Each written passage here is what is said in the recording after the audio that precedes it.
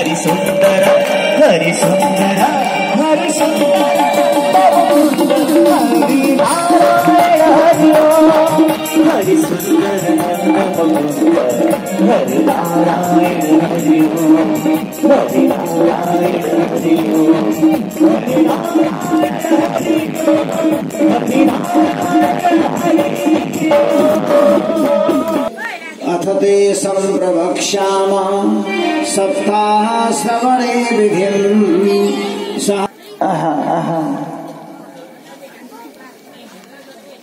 के थाहा र तपाईहरुको त राम्रो बानी रहेछ, खुसी लाग्यो मलाई। त्यसैले त यहाँहरु सबैले देवर्षि आश्रमलाई नै रोज्नु भयो त फराकिलो ठाउँमा। यहाँ त हजारौं जना आएर बस्न खोजे पनि यहाँले रोटी बनाएर खुवाइहाल्नुहुन्छ। आउन त के गाह्रो भयो, यति फराकिलो ठाउँ छ। छेउमा नन्दा गंगा बगेकी छिन्। नन्दा गंगा होइन त्यतापट्टि निन्दा भन्छौँ नि हामी, निन्दा नभन्नु होला, नन्दा भन्नु होला।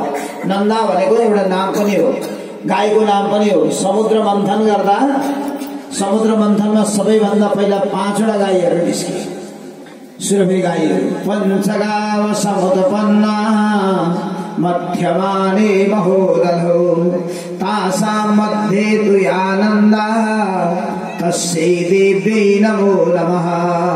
5 वटा गाईहरू मध्ये सबैभन्दा श्रेष्ठ गाईको नाम हो नन्दा। यहाँ हजुरहरूका सान्निध्यमा पनि नन्दा नाम गरेकी गंगा बग्दै रहेछिन् र यी गंगालाई नन्दा भन्ने अभ्यास गर्नु होला। र एउटा तिल मात्रै बगाउने, नदी बग्यो भने त्यसलाई पवित्र मानिन्छ। तिलको दाना मात्रै बगाउने नदीलाई भने यी नन्दा गंगामा त धेरै पानी छ, धेरैवटा पैनीहरू पनि लगेका छन् र नदीको किनारको आश्रम साह्रै शोभनीय हुन्छ। अब अहिले त हामीहरू भर्खर जुट्दैछौँ, मन्दिर पनि भर्खर बन्दैछ।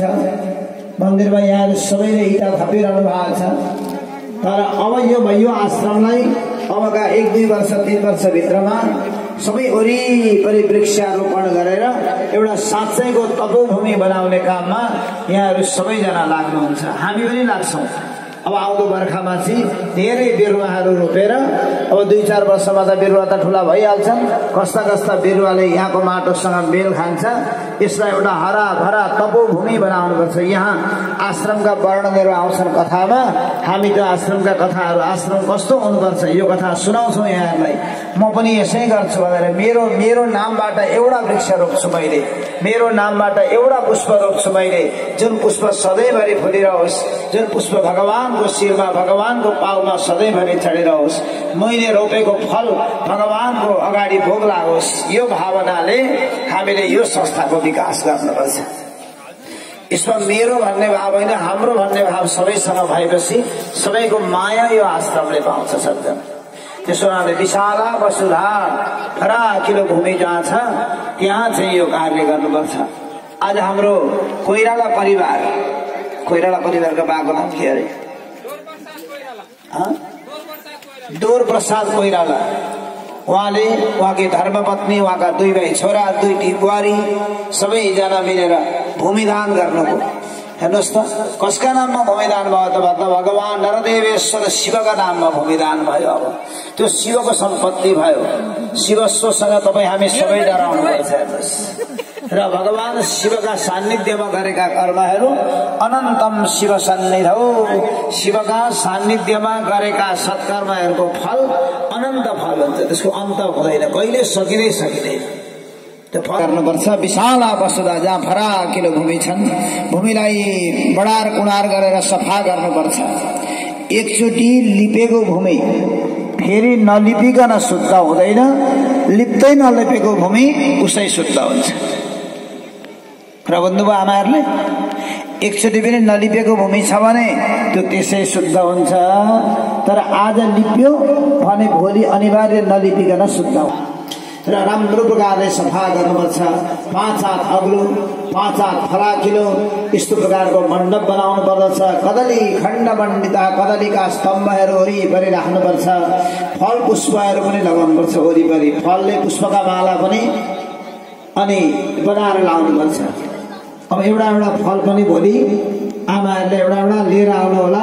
एउटा मात्रै ल्याउनु रहेछ, धेरै नल्याउनु, फेरि बिग्रिन्छ नि।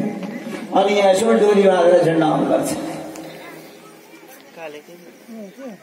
बाघले खोजी मेरी ल्याउनु पर्यो, आमाहरूले यहाँनिर आउनु पर्यो होइन त। अनि पुष्पका पुष्प कति छन् घर घरमा गाउँ गाउँमा छन् भने पुष्पका माला ल्याएर टक्क लाउनुपर्छ।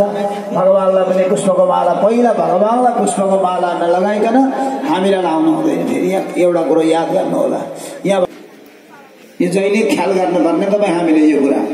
र राम्रो मण्डप बनाउने, वरिपरि फल पुष्पहरूले शोभायमान गराउने, चारै दिशामा ध्वजा पताका फहराउने। ध्वजा त हामीले भित्र बाहिर यत्र तत्र सर्वत्र बाटामा पनि ध्वजा लगाएका छौँ।